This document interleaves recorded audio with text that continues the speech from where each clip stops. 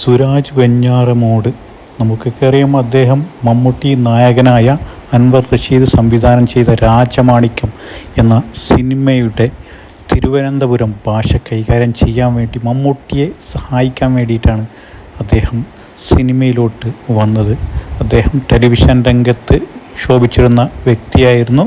അദ്ദേഹം കോമഡി രംഗങ്ങളാണ് ആദ്യകാലത്തിൽ മലയാള സിനിമയിൽ അഭിനയിപ്പിച്ചത്.